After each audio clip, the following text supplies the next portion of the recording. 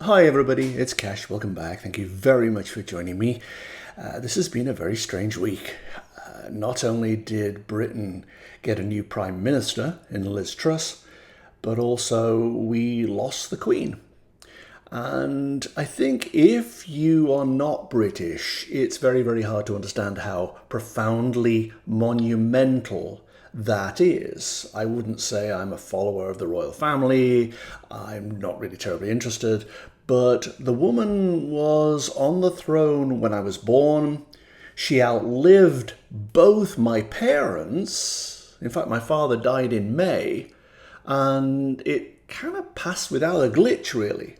Whereas this, the death of Queen Elizabeth II, feels really, really monumental. Now, obviously, we get a new king, which is different than simply putting a new face on stamps or on money or that kind of thing. This is a change. This is a step forward for Britain after a lot of stability, because this woman, no matter what happened in the rest of the world, she was always there. And now she's not there. I did Prince Charles's pictures last year, and I don't know if you even remember those, but he was going down lots of little corridors, slightly lost, and then the road zigzagged ahead of him till he reached a black curtain, the death of his mother.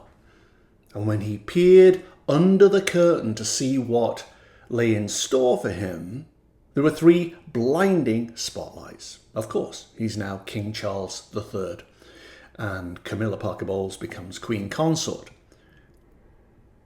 Out of the glare of those spotlights, when he carried on, it led to an open door and a sunny vista, and obviously the opportunity to be monarch. And he's waited a very, very long time for that. So many people said, would I do transition pictures for the Queen? I did her pictures a while back, and if you remember, there was a wall and there were lots of red buttons on the wall, each representing an element of her duties, because this was an incredibly conscientious, dutiful, protocol-adhering type person. She didn't want to let the country down. All her life she had served. But at some point, the buttons got grey, indistinct, and she had to let go of a lot of her duties and delegate them to Prince William and Prince Charles. When it looked like she was irretrievably sick, I went into her energy again. And there was a large stone wall, a bit like the Western Wall in Jerusalem, but made of granite. It was very grey and imposing. And she stepped up to the wall, and it didn't move out of her way. And she went, "Really? This is it?" She was not used to losing control, not being in charge, of having people say no to her. So when the universe said no, it felt like a different sensation to her. This is it. That really is it. So obviously life was drawing to a close. And she moved left. Left always means something new. She moved left, and there was a corridor. She didn't want to go down this corridor, but it was the only way to go. And it got dark, and darkness became blackness, and she wandered into the blackness and vanished.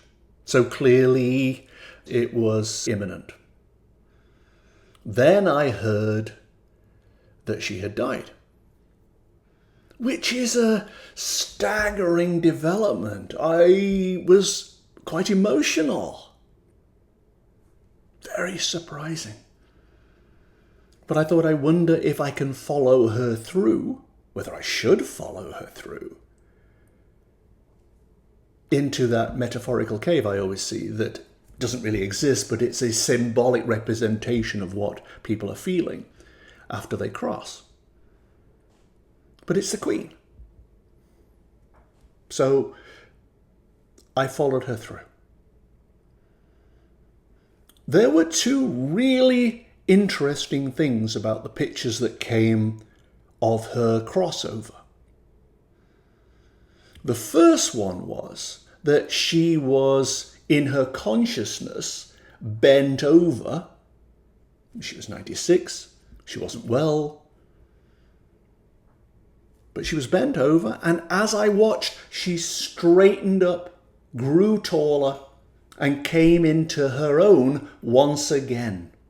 The youthfulness returned, which is what happens. The consciousness is still kind of wired into the physical restrictions. But eventually those go too, because you realize you don't have a body and you feel better. The second element that was there that I've not seen in anybody else's pictures was a cord. There was a cord that ran out of her back and into the wall she'd come from, whatever that was. But there was a cord. And as she stood up, that cord remained. And it stayed with her as she began to move around this symbolic space.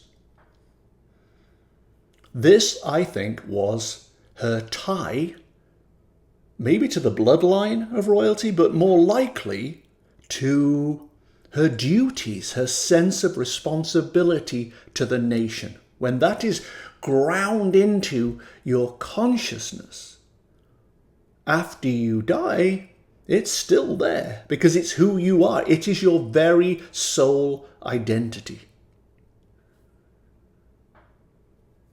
And she moved on, not necessarily willingly, because she was starting to feel, what I felt anyway, alone. When you're the monarch of any country, there is a vast support system. Somebody you can call on at any hour of the day or night. Somebody to stand by you. Somebody to accompany you.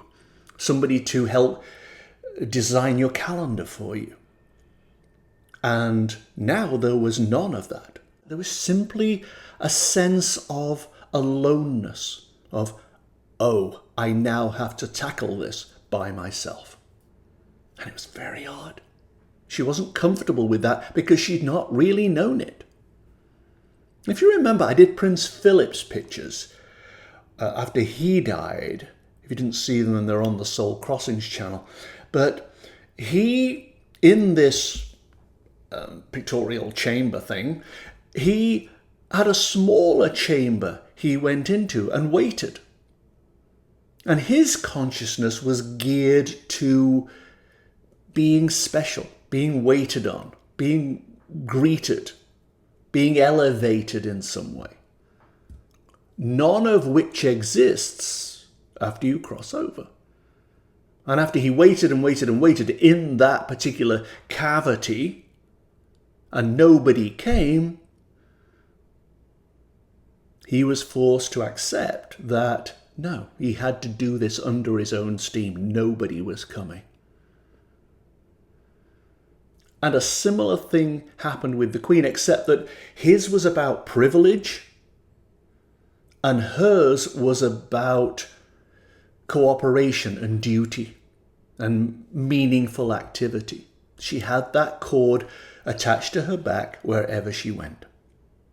Even as she tackled the slope of the tunnel, which felt like a bit of a hike actually to her, the cord remained. And when she reached the light, once again, because she felt slightly better, obviously, because the physical was removed, she was no longer mortal, she thought, I don't want to go. I surely don't have to go. This pull of duty and responsibility and importance, not self-importance, but importance, wouldn't leave her to the very last minute. But of course, there is momentum. There is a current. Even somebody like a monarch has to go with that. They are, in the end, mortal. All the monarchy stuff, all the titles, the money, the palaces, you leave them behind. That's what Egyptian pharaohs found.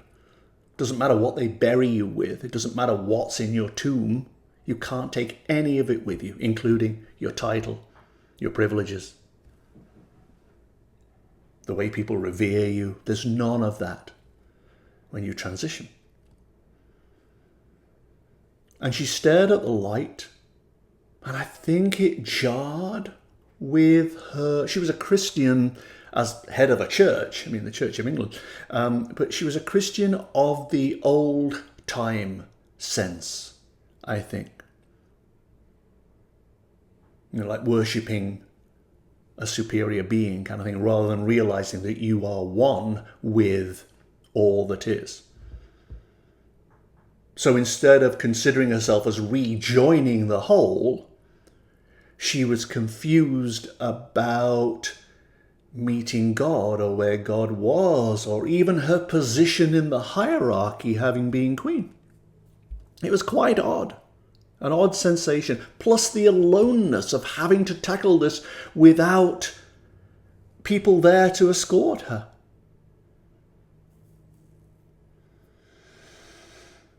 As I said, there's a current. And she eventually stepped into the light. And she was gone. But the cord was left in the chamber, on the floor. Her duty was over. Dying felt like just one more thing she had to do. The last thing she had to do. Relinquishing her role on the mortal side.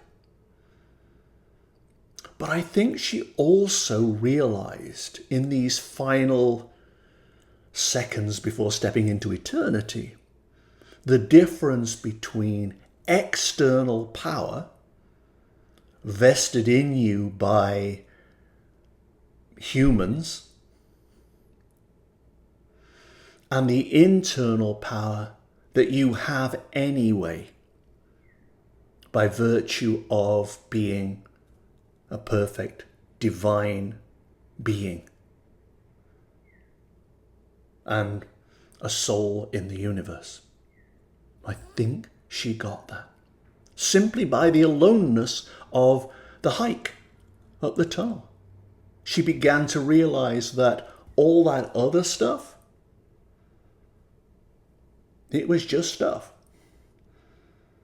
And now she had access to something far greater, far more empowering than anything she'd had in life. And there was both humility. Unlike with Prince Philip, there was no humility there. With her, there was humility, but also maybe disappointment that she didn't have that ultimate power to turn back and return to life. That was denied her. But in the end, she was just one more person passing into the light. And everything else was left behind.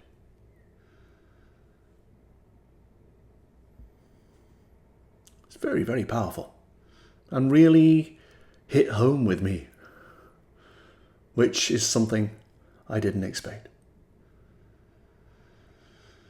So now we move on to another monarch, and that'll be very, very interesting. But it comes at a time of great change in Britain, which is bobbing along the bottom in so many ways right now. In Britain, in America, and the rest of the world. I did pictures for the British monarchy quite a long time ago. And it was like a warehouse in Indiana Jones with lots of crates piled up. And the monarchy could either go down a little alleyway and get stuck and stay in the old ways, in which case it would become obsolete and die. Or it could change direction, go left, something new, and then move on in a different way. Grow, adapt, become something new for a new age. And that's what it seemed to do in the pictures. And that's, again, where we are now. All these sets of pictures have come together with the death of the Queen. As I say, if you're not British, it's probably a little hard to understand why this is such an emotional moment, but it really is. Somebody who was a mainstay of our lives for decade after decade after decade is no longer there. And we're alone. As strange as that seems. All right, guys. Thanks very much for watching. I appreciate it. I'll see you next time. Bye-bye.